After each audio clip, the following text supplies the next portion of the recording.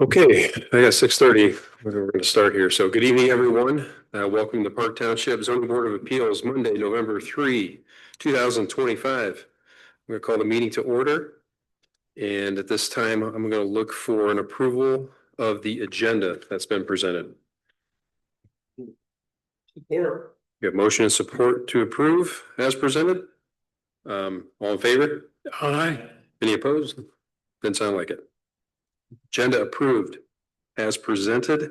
Move on to the approval of the minutes from our September 8th meeting. I think everybody had a copy of that in our packet. So I've looked through that. I didn't have any additional items to change from what I read. I don't know if anybody else had any issues with what they read.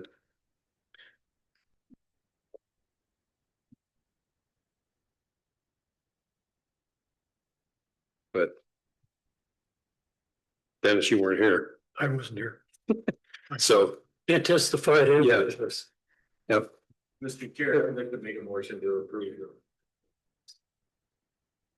Supporting a motion of support. All in favor? Aye. Aye. No, any opposed? None. So we will approve the minutes from September 8 as presented, which brings us to our first hearing tonight, which is a request by Catherine Johnson on behalf of Robert Johnson for side yard setback of 7.4 feet where 40 feet is required per section 38 dash, it says 481, but I think it's dash 70 of Park Township Code ordinances, and also for an accessory building area of 240 square feet where 229 square feet is permitted per section 38-491 of the Code of Ordinances. Mika, I believe this is the one we saw in May. Is there any, it looks to me like the only difference is a 5 feet require from 5 feet. It was 5 and now it's 7 point something. So it's like a 2 foot difference Okay. from the previous request. Is that that's the only thing? That's the only thing. That's the only thing that's different. Okay. Correct. Because Yes. how far from the center of Birch Street it would be the typically required setback? From the center, well, we measure from the edge of the right of way, and the edge of the right of way would be 40. So with a typical right of way, it's usually 66. This is an older neighborhood. I can check a second and see what that is.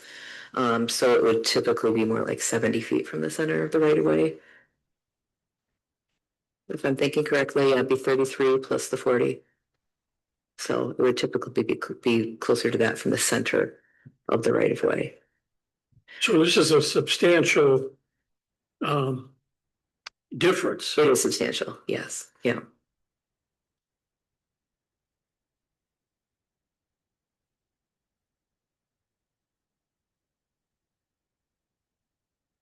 I think that right of way is narrower. I'll quick measure it here a second. So I think it is a narrower right of way.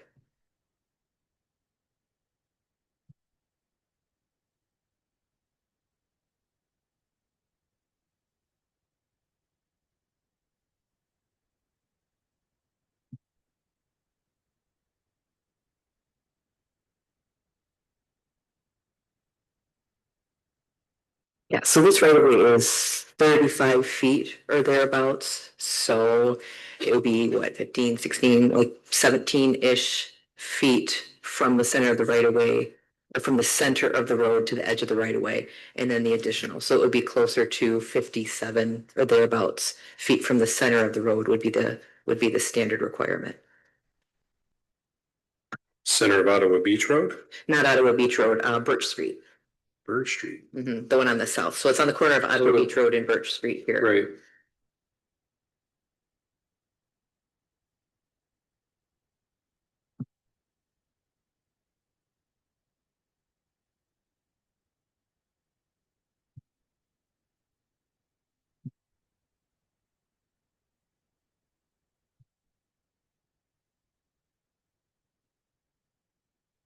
So sorry, I'm really confused right now. So from the center line of the road is 17 feet to the property? To the edge of the property. To the edge of the Correct. property. Okay, Yes. Yeah. okay. I thought that's what sorry. I Yeah. didn't hear that right originally. And then the requirement is 40 feet. So it's From- from the property. from the line, property. From the property Yeah. line, yeah. Okay. So Dennis, what was substantially different? I guess I want to go backwards here for a minute. It's not a substantial difference. So this was one of the things that we talked about when we received the application. We initially said there's not any difference from the prior one. We all thought, the applicant referred to it in their letter. When I talked to Dan, we initially thought kind of the standard for most places is once you've applied, you can't apply again until a year has passed. It turns out that was never added to our ordinance. So we don't have any requirement that says you have to wait a year. And so otherwise we would have said, this was just looked at, this is too similar. And so we're going to pass on it. But we don't have that provision. And so they're before you again. So that's something we'll be taking a look at. I see. But the only, and the applicant is here, they're able to speak to that Okay. if you'd like. But yeah, that's the only change in the application. Okay.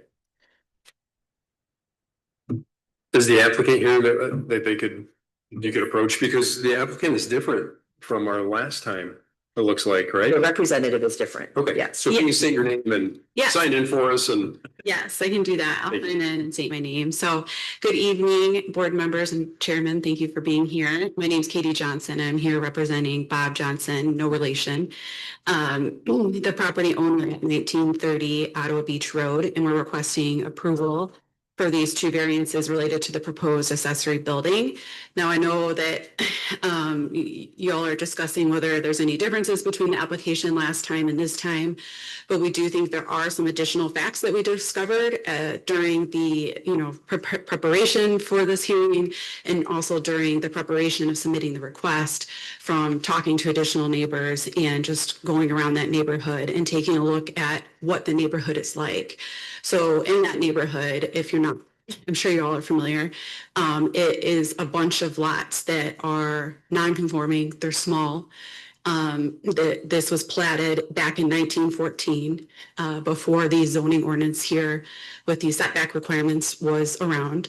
And so if you drive around, you'll see a lot of sheds and buildings are super close to the road edge. In fact, Mr. Johnson did that today, and he took some pictures.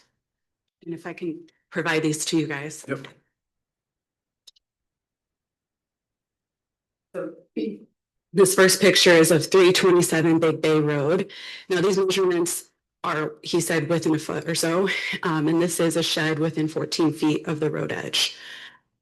This is on 422 Beach Street, same neighborhood. And this garage or shed, it looks like, is a 10 feet from the road edge. This is 1974 Lake Street. This is the house, which is 21 feet from the road edge. This is 1982 Lake Street, which is 14 feet from the road edge. And this is 1918 Lake Street, which has a shed 9 feet from the road edge. And here it's important to note too, even though we're talking about 7.4 feet from, in terms of the variance, it's actually around 16 feet from the road edge, because the lot line is about 8.8 feet from the road edge. So I can present these pictures to you guys. thank you.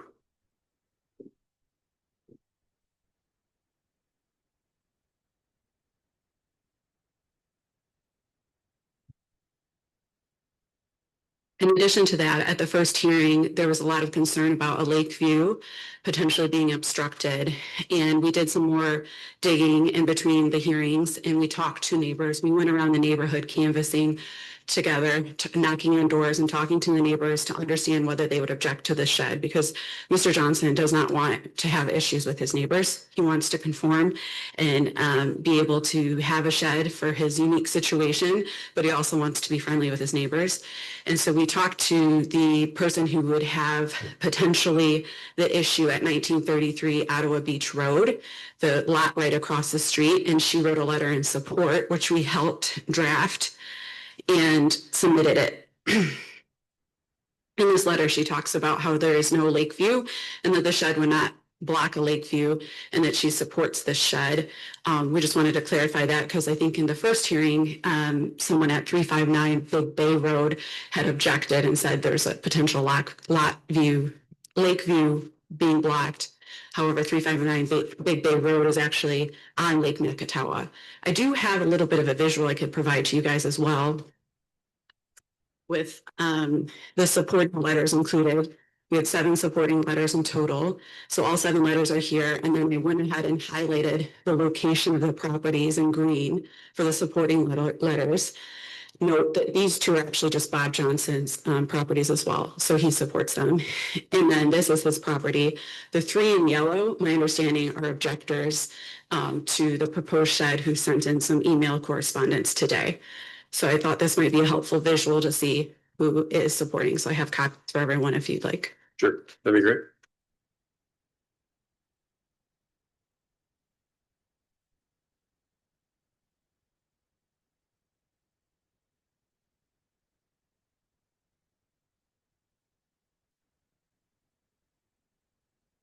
And we did note it in the minutes. I think Ms. Weiss had noted potentially some concerns with the letters and the authenticity of the letters. I just want to let you know that these letters came from these folks. These folks signed these letters. They agreed to what was in the letters and supported the shed. You know, I personally talked to a couple of the folks with Mr. Johnson. Mr. Johnson talked to them.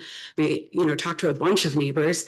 Not everyone wanted to sign a letter. So, you know, if they didn't want to sign a letter, we didn't make them sign a letter, obviously, but we were just trying to get support for the shed because of the uniqueness of his property.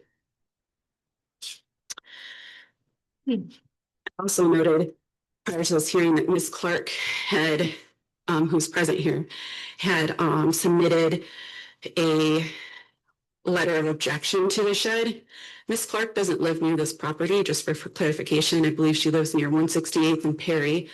But we do appreciate her engagement in this public process, but her opposition to this variance appears to be based off several misconceptions of zoning law, property rights, and the specific circumstances of this case.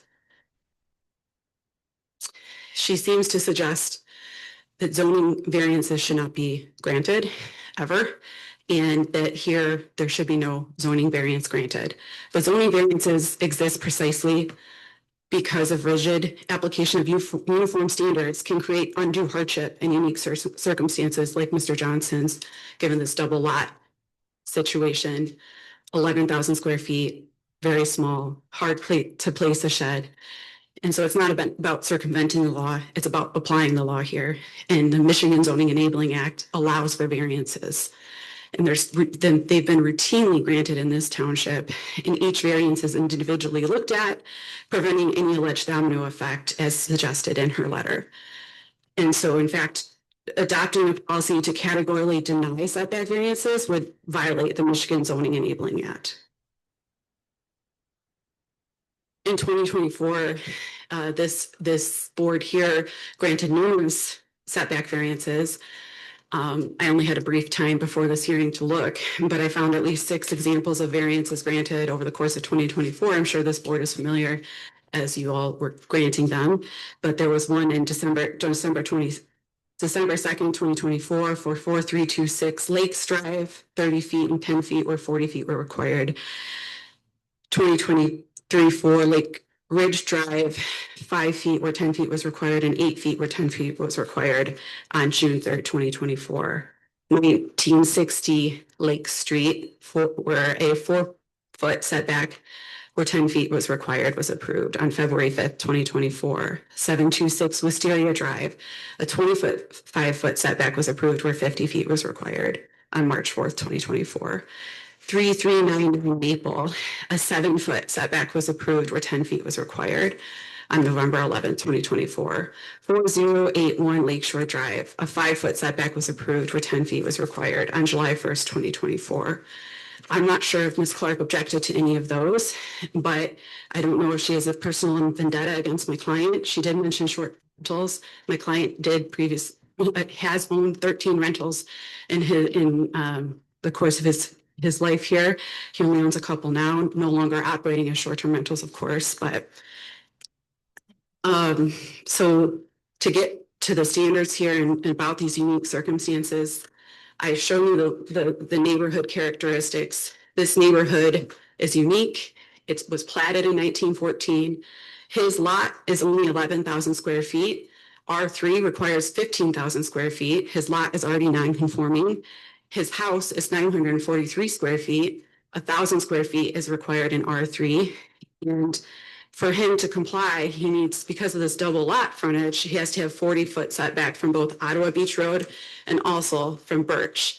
And so it creates this unique circumstance where actually the only place as of right he could put it is right next to his neighbor's patio.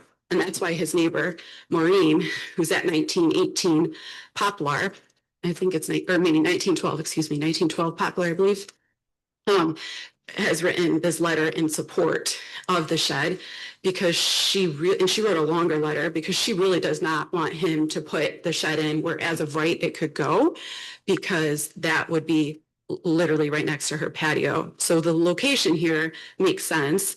If there was a property right next to him, he could put the shed there. That'd be no problem. But because he's next to Birch Street, that's why he has this unique circumstance. So when you go through all the standards, he meets all these standards. We can go through them one by one. I mean, I know you're familiar because you were here in May talking about them. And so we've got the unnecessary burden, the double frontage, as I talked about, combined with the small lot size creates an impossible situation. Substantial justice. This is a good situation for the neighborhood, for the neighbors, because the location otherwise would have to be next to the patio. And so this, we have included the neighborhood support, including these letters. If you look at the map as well, it's the majority of them are surrounding his house. The combination of this, so the unique circumstances, the combination of the undersized lot, the double frontage requirements, and existing home placement creates these conditions that are unique to this property and not the general zoning district. And it's not self-created, as Mr. Johnson purchased this property in 2024 and did not create these constraints, as this property has been existing and platted since 1914. Additionally, as addressed in our application, there's precedent in this neighborhood specifically. I know I went over 6 examples of how this board granted various zoning ordinances, variances in the last year, but specifically in this neighborhood, I did a little digging and I found 6 examples in the past decade where this zoning board has approved both accessory dwellings that exceed size and also setback requirements, in addition to the 429 Big Bay Road example that we included, which it sounds like was administratively a mistake in terms of where that shed was placed, because that shed is only 5 feet from the property line and also exceeds, but there was not an actual zoning hearing on the shed. Although, as I will note later here, or just right now, on August 2nd, 2021, 429 Big Bay Road did have a variance granted for an attached garage addition with a side setback of 6.4 feet, where 10 feet was required. And that was approved by this board. On March 4th, 2024, 390 Big Bay Road allowed for a deck to continue to be 7 feet from the lot line where 10 feet was required. On May 3rd, 2021, 405 Pine Street, a shed was built 1 foot from the lot line where 5 feet was required. On May 22nd, 2017, at 351 Big Bay Drive, this board approved 10 feet where 40 feet was required. June 27th, 2016, 340 Big Bay Drive, a 14.5 foot setback was approved where 40 feet was required, and a 4 foot approval from the residents where 10 feet was required. April 27th, 2015, 341 Big Bay Drive, 2 feet was approved where 10 feet was required. So that's why here we believe that given the neighborhood and the historic precedent in this neighborhood, to have these non-conforming structures closer to the road and the lot line should be approved just because of the unique circumstances and undue hardship here. So this is just a modest request. I don't know if there's any questions that you might have. I'd be happy to answer them, but we respectfully ask for your approval of both the setback variance and also the shed size. Thank you for your consideration. Thank you. Of all the examples you shared, I mean, you shared many there, majority of which were side yard setbacks from what I'm hearing there, because everything was related to a requirement of 10 feet. if I'm not mistaken. I heard about three that varied from that. There were some for 40 feet, 50 Right. feet. Two 40s and a 50 I heard in there. I have all the minutes too, if you want Yeah. a copy of them. No, I'm just stating that the majority of what you listed, from what I just heard though, were side yard setbacks, and there are some, yes, that were granted for front yards, it looks like as well. So Yes, thank you for all that. of course. Yeah. I did what I could. I don't know if I found every single example, but I tried my best. So, and then we wanted to provide these actual pictures as well, because I don't know that these were all included as examples, but as you can see, so from some of these pictures, like there's a shed right, like close to the road line. Yeah, and I don't know, I mean, Mika, you haven't had a chance to see any of these examples that are being shared here. Yeah, I was just looking them up quickly as we're going through as many as I could, and of course I can't look them all up right on the fly. Most of them look like they're on, there's one particular street, Lake, right along along Lake Macatawa, where they've got the frontage on the lake, and then they have the shed on the street side of the house, or the shed or the garage. And I was just going through, kind of clicking through and looking for building permits. So those are all existing nonconformities from the ones that I've been able to look at so far. So as you know, we try not to expand or add nonconformities. Those would not be allowed to be rebuilt or anything else without coming to this body first. So those are existing nonconformities. From the ones I could find just now. Yeah. Yeah, and if you wanted, I mean, if you ask your questions and have your discussion, if you wanted to go through and do a deeper analysis, for staff to do a deeper analysis of all of those mentioned and see if there are any precedents that we had missed in the past, we could do that. We would just have to table the application in order to do that. So that will be at your discretion. Okay, thanks. Is there any more that you want to share, or you? I think that's it. I mean, I think a couple objectors talked about bus stops too, or something like that. I would note that bus stops can be moved. I'm not sure that this would really block the line of sight for a bus stop anyway, because it's 17 feet in, but I just wanted to make that note as well. Oh, thanks. Thank you so much. Yep. Okay, at this time, we're going to open it up for public discussion. If there's anyone that would like to speak for or against this item, please approach. Seeing none, Chart. Good evening, Char Clark, 97 Algonquin. I was not going to speak, but since I was so much part of the applicant's speech here, I decided I'd set a few things straight. I don't have a vendetta about anything or anyone. That's kind of funny. My reference in my email to you with regard to short-term rentals is an example of zoning code not being followed and not being enforced and not being looked at closely.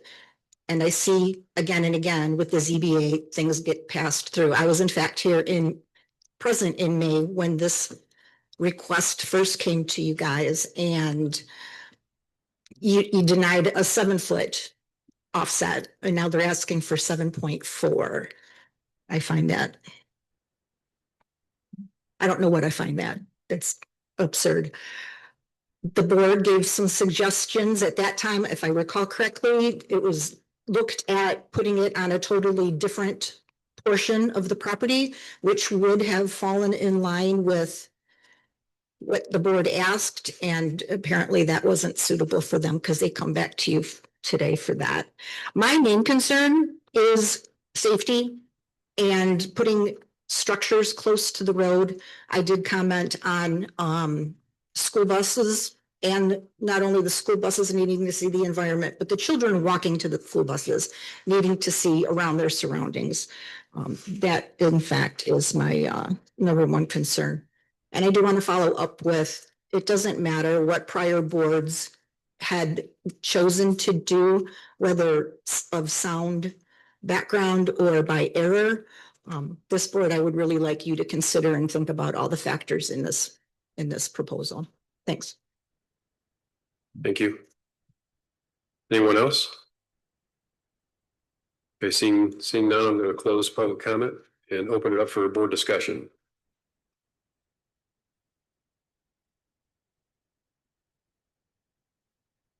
So there are a lot of examples that the applicant brought to our attention there, but like I said, you know, a lot of these that were 10 foot.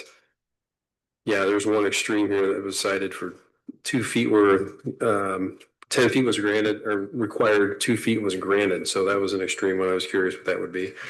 A lot of these, you know, were just under half of the distances that were granted. If they were 10 feet, we granted them. Most of them were 5 feet or more. So there was a little give and take there. It wasn't as extreme as the 2 foot that was granted. I can speak to the 2 foot, just off the top of my head, if I'm remembering correctly. It was an existing structure and it was an expansion of a nonconformity. And so they were going to bump out the existing wall to match. That wall was on a small cottage on Maple, if I remember correctly. They ended up actually deciding not to do that, took down the cottage and came back for a completely different request after that. Gotcha. My point was, I guess a lot of the cited examples weren't as extreme as this one still seems to be, in my opinion. Because this is a front yard. I get it. It's kind of on a smaller street, but it is still a front yard. And it is kind of crazy, but it's a front yard. I deal with it too. I live on one of these weird lots. That's a corner. So it is difficult. I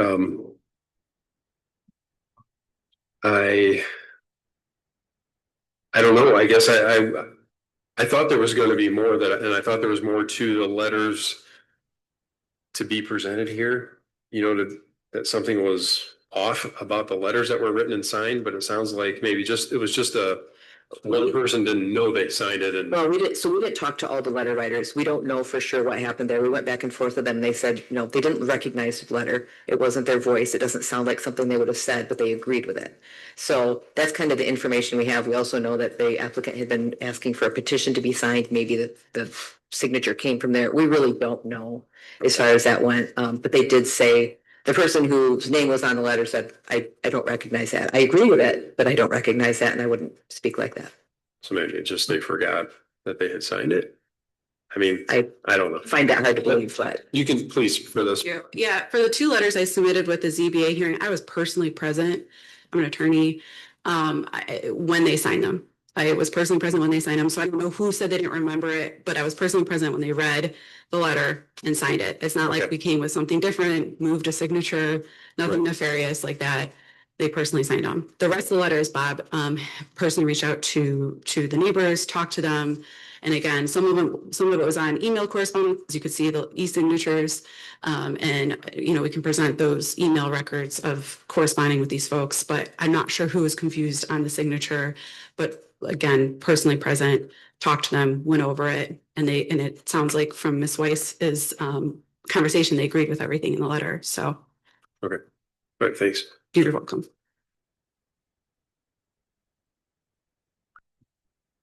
I know a lot of our conversation the last time revolved around like whether trees would have to be removed. I remember that. Yeah, we had a lot of conversation about trying to save that tree. In the plan that's next to the garage, between the garage and the road. Yeah. Trying to get that thing. I recall that conversation. And if I remember from last time yet, this side driveway here wasn't done yet and maybe not even approved yet. it is not approved. I talked to the road commission and it has not been approved and it doesn't meet their standards. So there's some process that the applicant would need to go through with the road commission if they wanted to do something with the driveway. That's not part of. No, I'm just saying in terms of like placement of the shed. Yeah, like, yeah. You know. Yep, I get you. It's an unknown.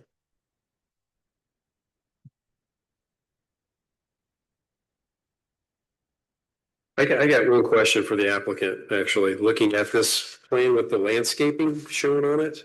Is this like a proposed landscaping plan? That has the new drive and That's his intent, yeah. that's the like- intent. It's not Okay. done yet or anything Okay. like that. And I did bring a picture too from his backyard. Like this is from his sliding doors. That's what he doesn't want to move it right in front of his sliding door, like further over. So I don't know if that's helpful. Yeah. I understand, but I mean, I wasn't sure if that was implied or, you know, might as well thought I'd bring it. I just don't remember seeing that. I just wanted to clarify, it wasn't like an existing landscaping drawing that we'd be impacting things if things were being moved around, you know, with that shed location. Nothing's been landscaped yet, correct? So Yeah. that's all. I was just, Yeah. that's all. I just want to make it Nope. clear that this is a proposed plan, not an existing one or something. Yeah. And if there's any more questions, I'm happy to answer any. Thank you. Oh. Mr. Chairperson, I apologize. Mr. Johnson was clarifying for one of the examples I provided. I may have misspoke because he said that one of them was a 40-foot variance, or sorry, 2 feet on 40 feet, or I think for one of the DeVries. Is that right, Mr. Johnson?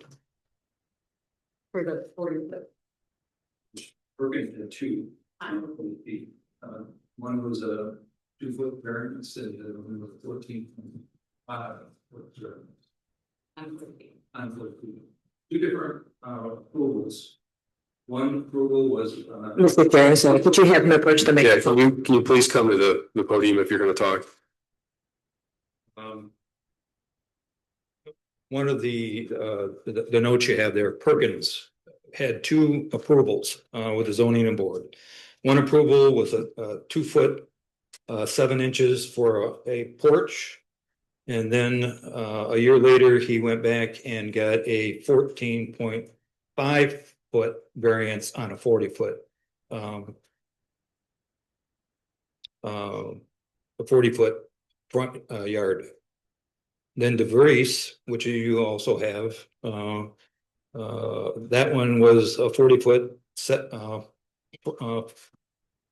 frontage that he got approved at 10 foot.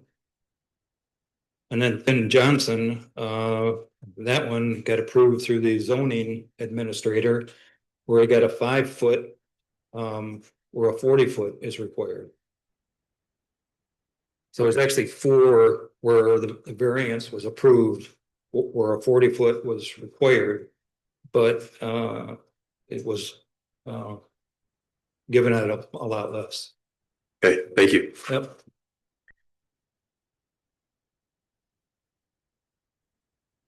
There's a lot of new information here.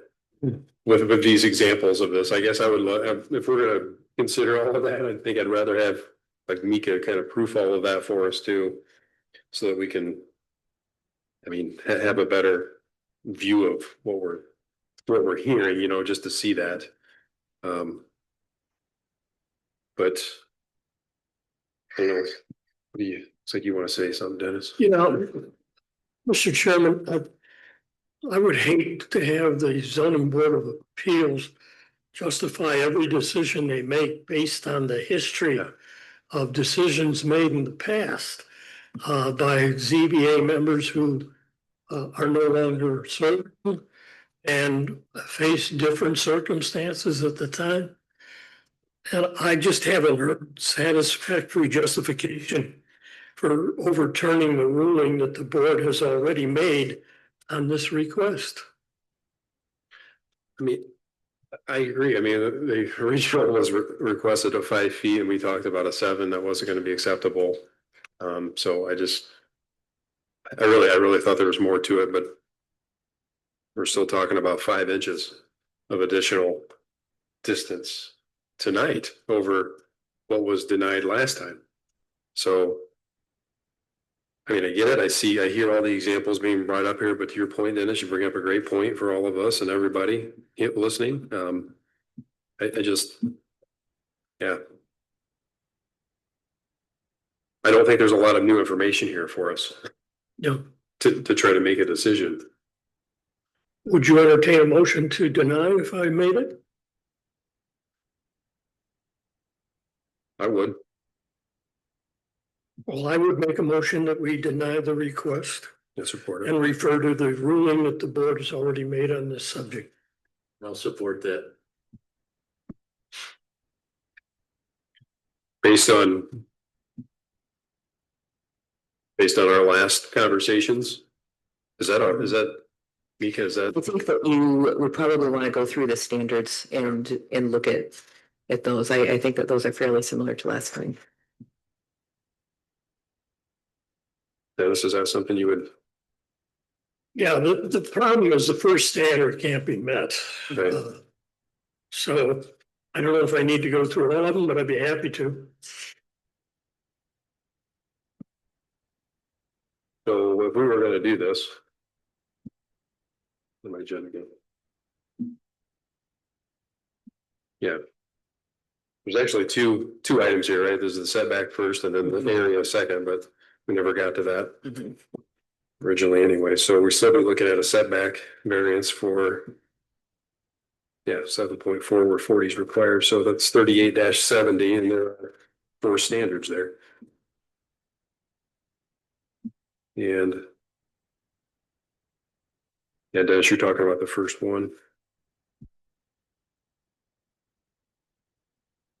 Yeah, I think that's where we got hung up last time. Right? I think, let me go back and refer, I think last Yes. time. Standard 2 may have been an issue as well.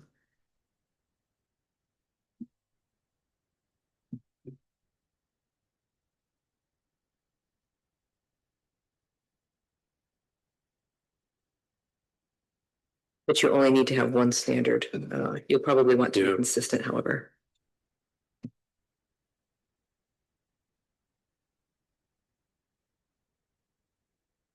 It looks like I'm just looking at our last notes here.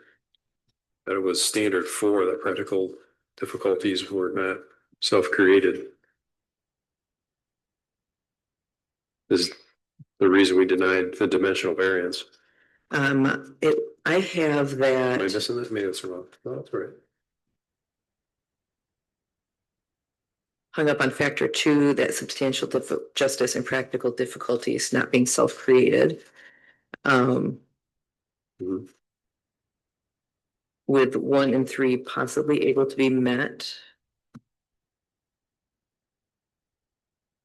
So the motion last time was denying the request for the dimensional variance based on the inability. Oh, that was a dimensional variance. Sorry. Oh, yeah, no, that was the right one. Based on the inability to achieve a lesser relaxation for standard 2. And that standard for the practical difficulties alleged are not self-created, can't be met based on the size of the structure. And I think that was because there was also a request for additional size, although that was relatively minimal. Right. So that was the original, I think that was the original thinking.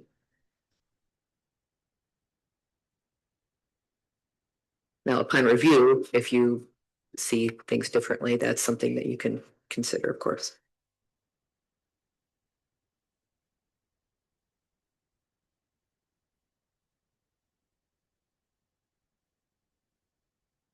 Kind of wondering why we didn't get, like to your point, Dennis, you brought up number 1. I mean, I can understand that.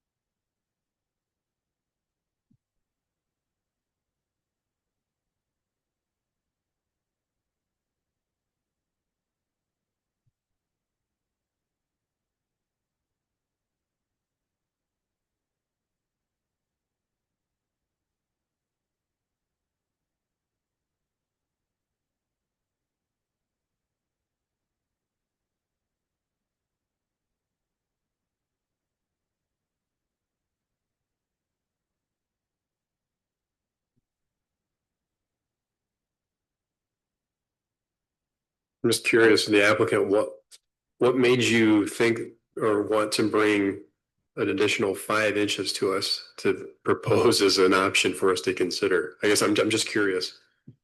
Our way by the road and not be, or hinder each receiver. Gotcha. It's only, you're required to be 5. You approach, please. I'm sorry. one of the zoning ordinances is that you have to be 5 feet away from the main structure, the home.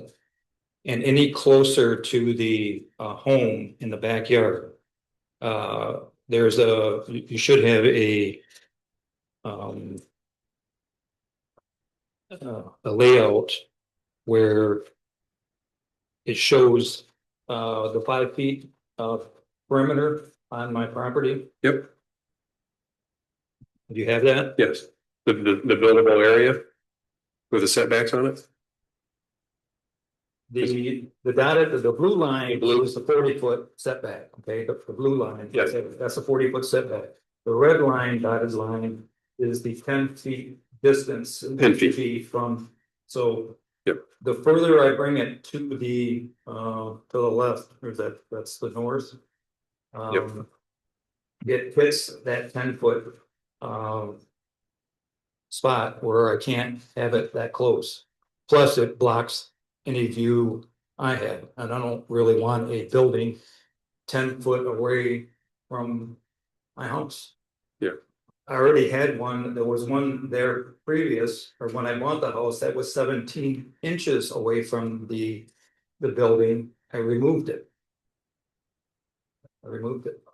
The only other place I can put that, where I'm legally able to put it, is to the other corner, which is then on top of my neighbor. I'd rather not do that to him. So that's why I have it where I have it. It currently is 16 feet from the building. Any closer is going to come to the 10-foot, which I'm required to stay away from the house.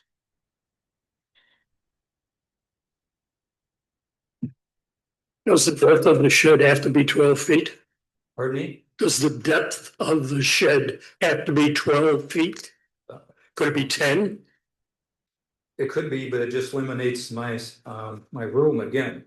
And just because I eliminated 2 feet, I still don't want it 12 feet from my building, from my house. 12 feet's pretty close. I just want to make sure that I'm reading it right, though. I see 14.8 feet on the drawing.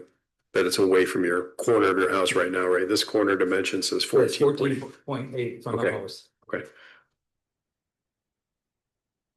Yeah, so any closer within that red line, my understanding, building code tells you got to have a rated wall. Is that's the Yeah, issue, right? you've got building code, zoning code, all the kind of layers on top of that, and we also require the 10 feet, so. Okay. It can be closer than 10 feet though, right? I think that requires a variance as well. That does Is too. that correct? Oh, no. Well, because building code. Basically. Right, so you'd have to, it would be a variance, again, it is in the zoning code, right, that it's the 10 feet from the structure, yeah. Okay, thank you.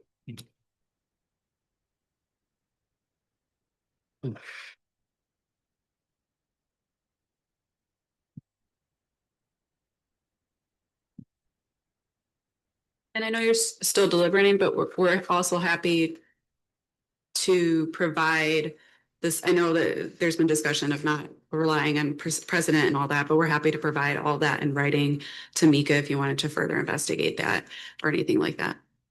Thank you.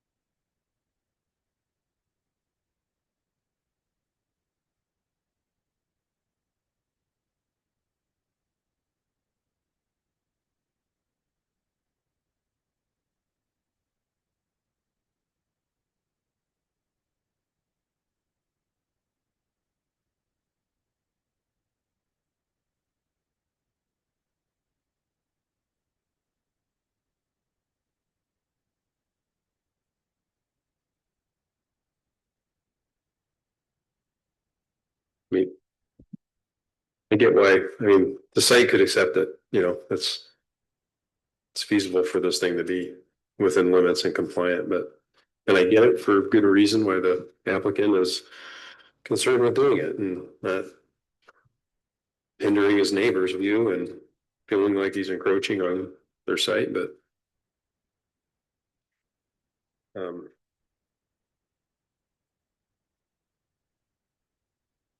yeah, I feel like if we were to look at all these other items that were cited, brought to our attention, that we probably wouldn't, I wonder how many occurrences there were where this was a real similar situation where they had the ability to put this thing on their property and just didn't want to do that. Probably not many, because I feel like we do a pretty good job up here of saying yes or no to these types of requests. Like, you got the ability to do this thing.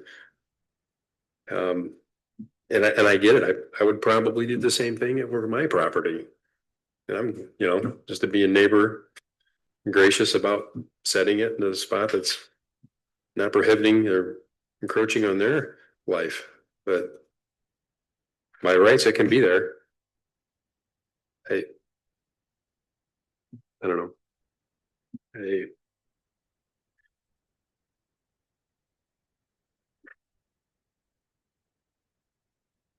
And from some of the examples we saw, I mean, we're talking about, so right now, from what earlier, from what I heard, a sighting of 8.8 feet from the edge of road to the property.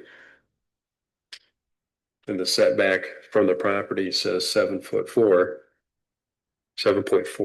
feet is what we're talking about. So we're talking about 16 feet from the edge of road right now. With a 40-foot requirement, but that's the edge of a road. So that's a lot different when you consider the edge of road. You'd have to do the same thing in all the other examples cited too. So we're talking about the property line.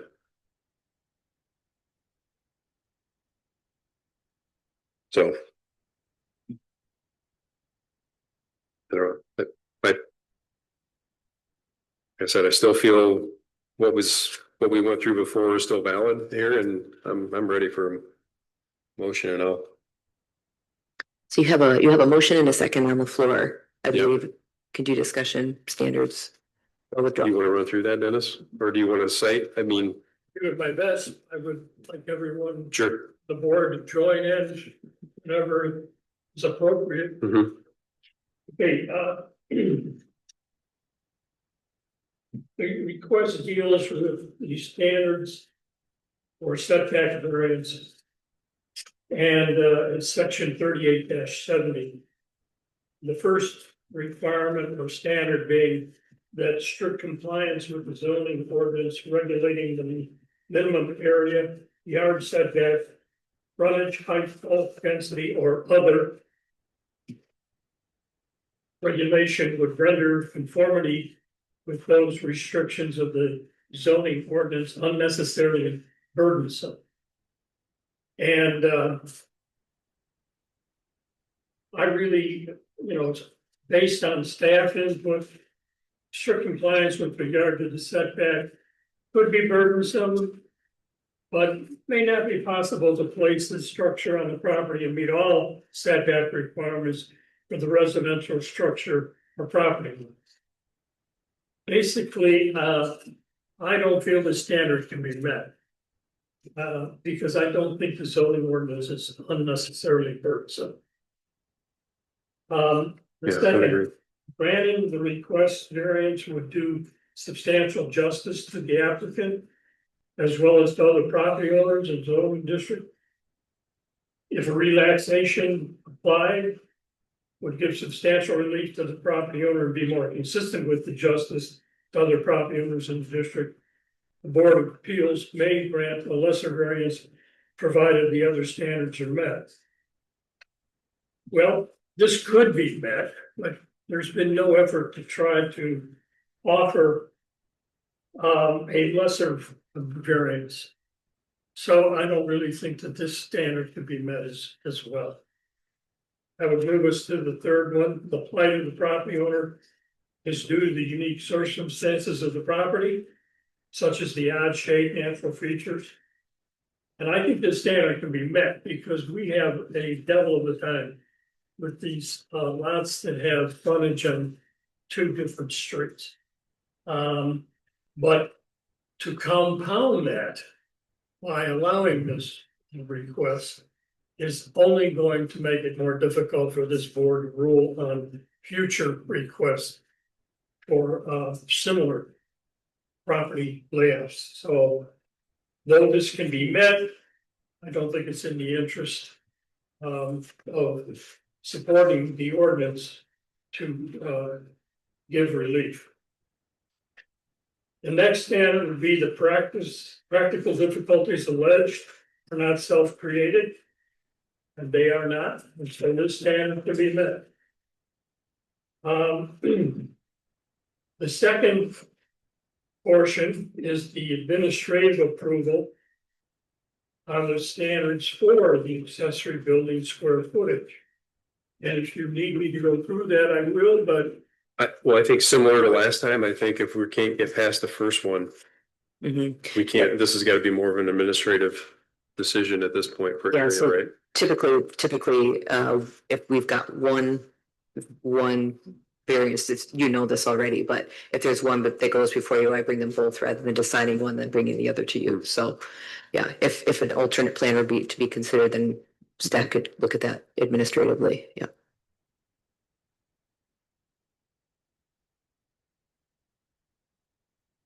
Yeah, so.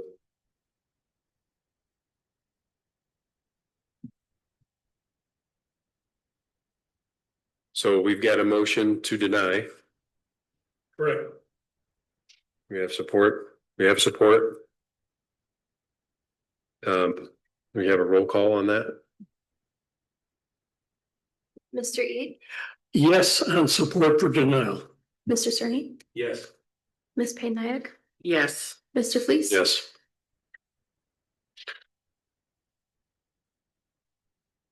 So the dimensional variance has been denied.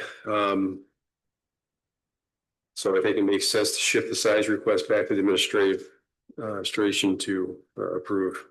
Since it'd be a little premature for us to do that at this point.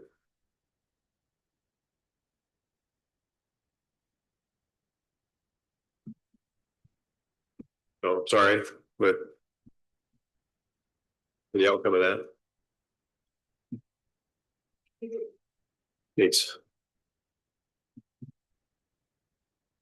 Okay, the next item on our agenda, hearing number 2, a request from James Vandenberg for an expansion of an existing non-conforming front yard setback of 14 feet and 11 inches where 40 feet is required. For this per same section 38-482. And also for a porch with a front yard setback of 10 feet and 10 inches where 40 feet is required. Is there any more that you need to introduce on that, Mika? Mr. Chair. I'm gonna recuse myself because this is my first cousin and I don't wanna, That's right. so I'm gonna step up. Thank you for saying that. And to the applicant, I don't know if Mika spoke to you, but are you okay with continuing here with the 3 of us? Because you would have to have us all agree on this for this to move forward. Okay. So we'll continue. Okay, very good. Your quorum here. So it's up to us 3 guys. Okay. All right. Okay. Do we get paid anymore? No. Okay, I'll ask right now, Mika, if there's no more to present, if that's basically what we're looking at. We had worked on this application, so is there anything else, Laura, that you'd like to say about this? There's not much more, but I just wanted to note that the existing house is already the 14-foot 11 from the side, so it's just an expansion. I see, okay, right. Dimensions and- It's just continuing the same non-conformity here, the continuation of it. Okay, so if the applicant is here, if you desire to give us a little briefing on this, that'd be great. Sure. My name is James Vanderberg and my wife Erin was present tonight. And we appreciate you taking time to consider our request for a variance tonight. It's basically, we're trying to add some square footage to our home, which is quite small. And we didn't realize at the time when we had the drawings that we would be a non-conformance with what we proposed. I believe you have some photos included in the packets. Hopefully looking south down Jennison Avenue. So the existing structure that will remain is in the northeast corner of Jennison Avenue and South Shore Drive.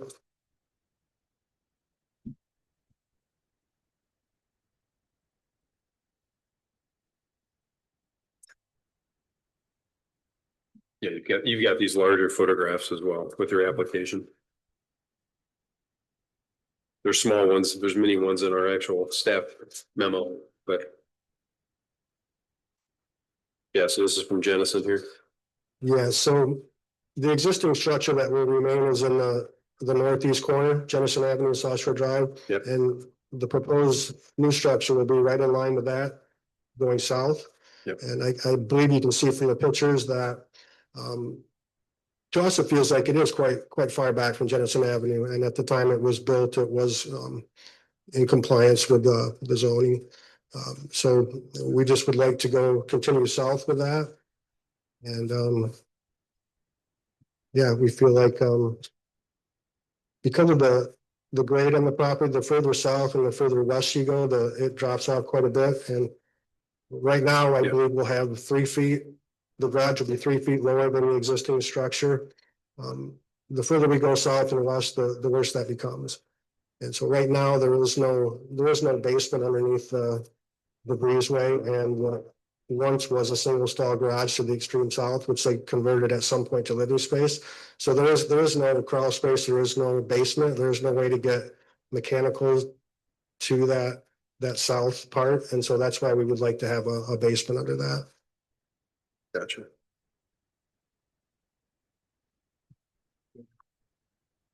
Anything else? Nope. Nope. Thank you for sharing that. Okay, at this time, I'm going to open up for public comment. If there's anyone here with us that would like to speak for or against the item, please approach the podium.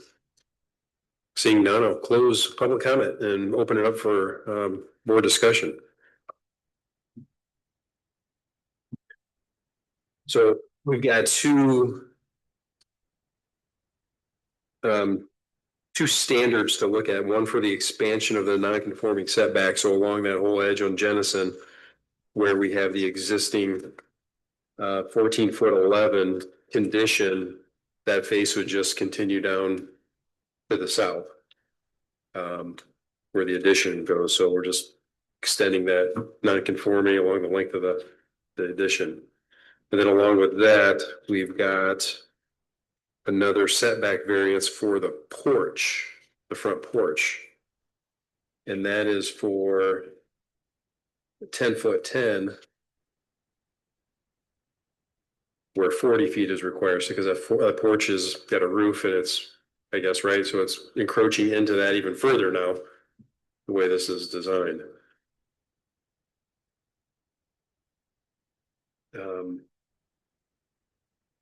Okay, so I think we take a look at my suggestion is to do the expansion setback review first, and then we can look at the porch. That makes sense. So I think we've seen a lot of these things. I mean, this to me looks like a pretty straightforward request. I don't know. Yeah, I can empathize with the applicant. I mean, they're trying to do as much as they can to improve their situation and the neighborhood situation, given a lot of restraints regarding the size of the property and the already non-conforming nature. I would like to make a motion. I may not be appropriate yet, but if there aren't any other discussion points that we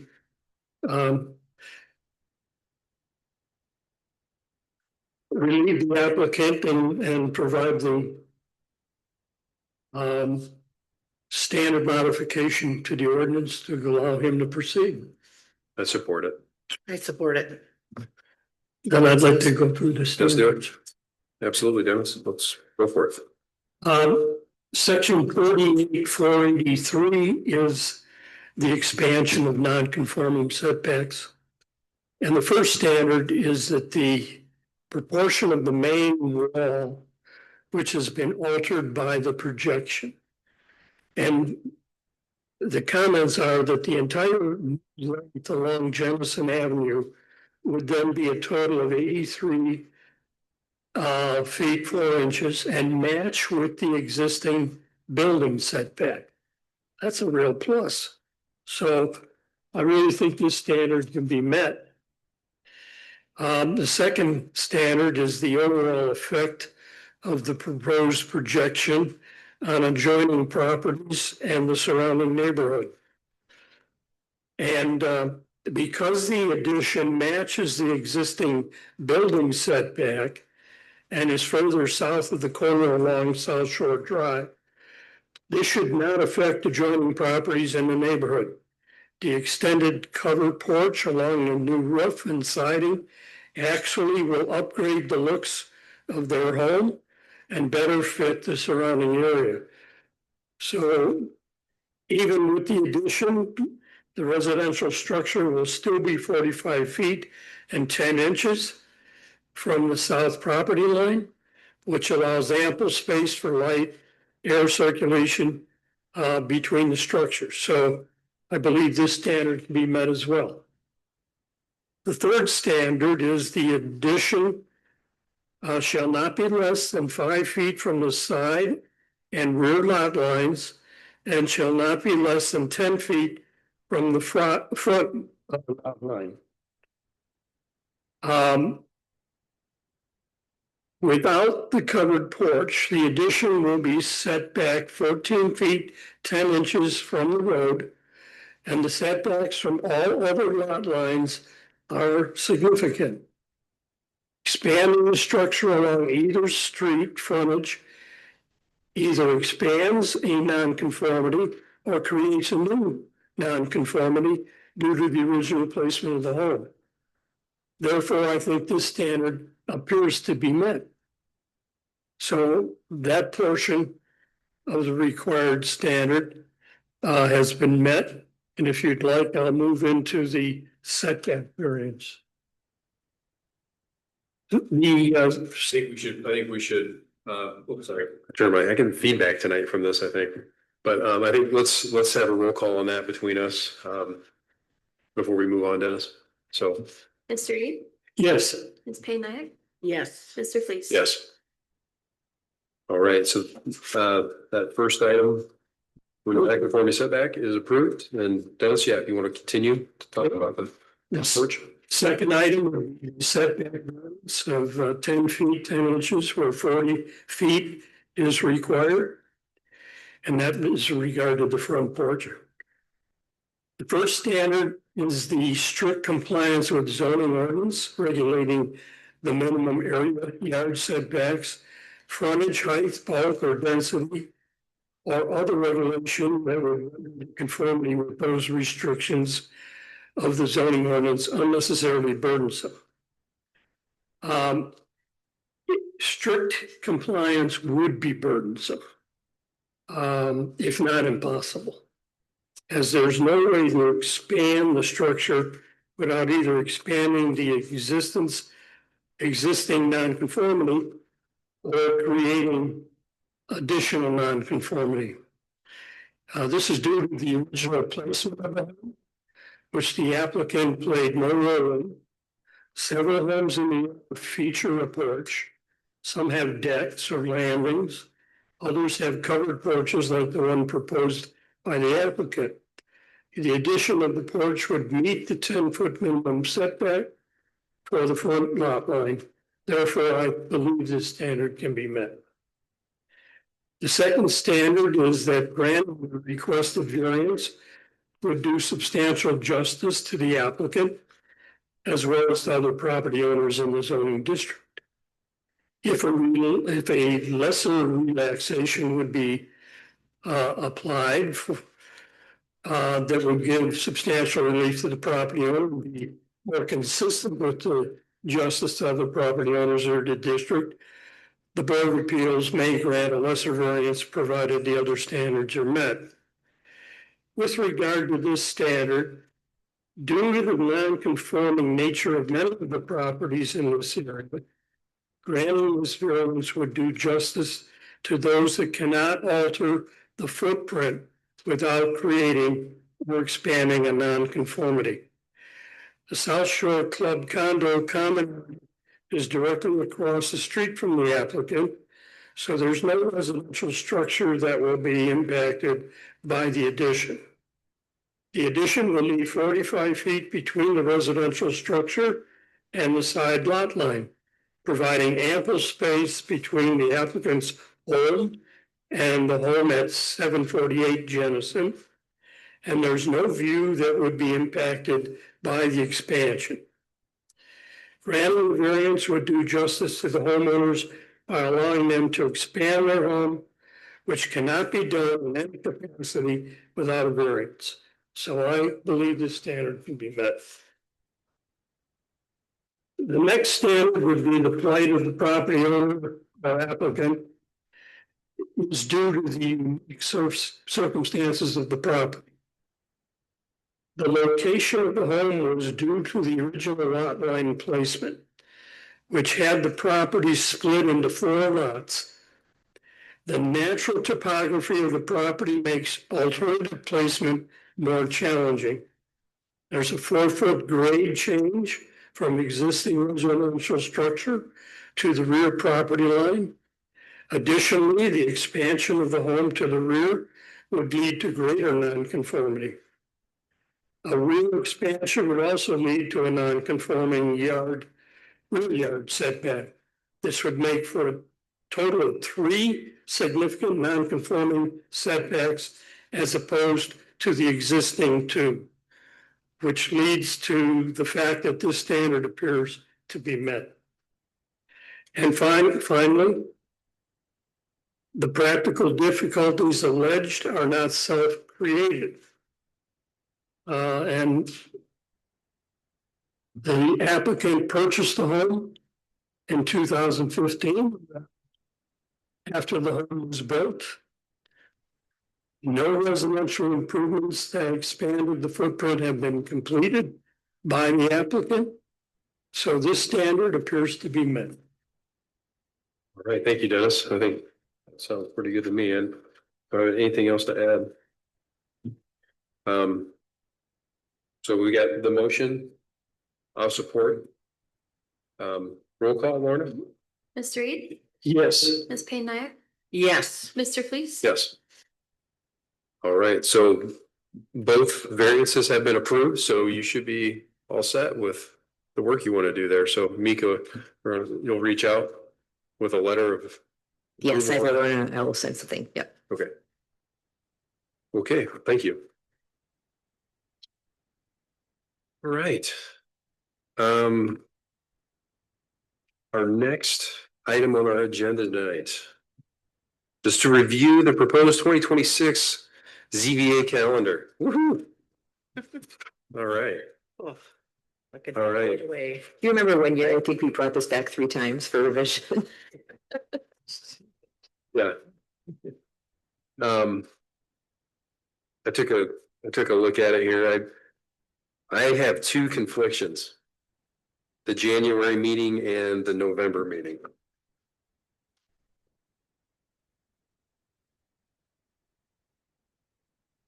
I don't know how everybody else is doing on that, but you can do it. I can do, I have no life. Excellent. Wow.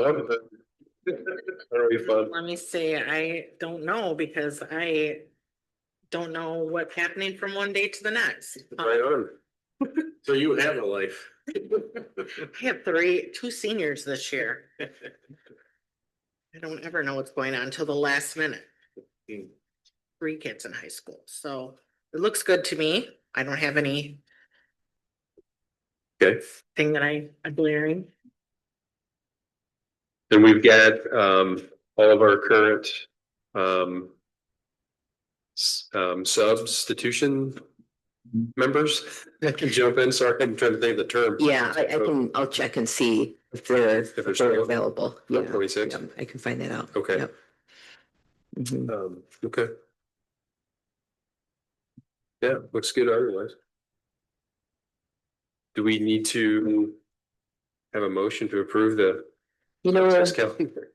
let's have a motion to approve. We debated that when we went through the short-term rental stuff. Yeah. I don't think it's technically, oh, I have one other item too. I don't think it's technically required, but good to make it official just in case, so. Yep. Okay, I'd like to make a motion that we approve the proposed dates for the zoning board of appeals meetings for 2026. I support. All in favor? Aye. Any opposed? None. All right, motion approved for the proposed 2026 ZBA calendar as presented. All right, so at this time, sorry, Mika, did you have another item for the agenda you said? I have just two quick announcements, Oh. comments. Yes. Yeah. Let's see if I can remember them, both of them, now that they're, okay, so the first one I'm gonna forget. The first one is the bylaws of the ZBA. We're going to be reviewing those within the next month or two. They have not been reviewed or updated since it looks like 1994.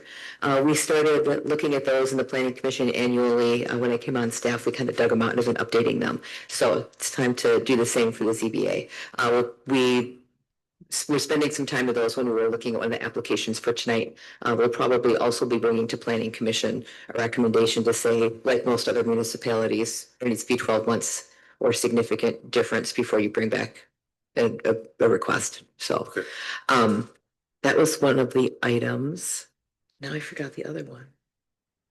You know, oh, I remember. The Michigan State University Extension has a new training that they're offering for ZBA members. They have something called the Citizen Planner Online that some of our planning commissioners have taken. I've taken it, Lauren taken it. It's very good. So I haven't taken the ZBA one yet. They do offer it, and I would strongly recommend it to you. If you're interested in doing that, let me know. We'll get you signed up.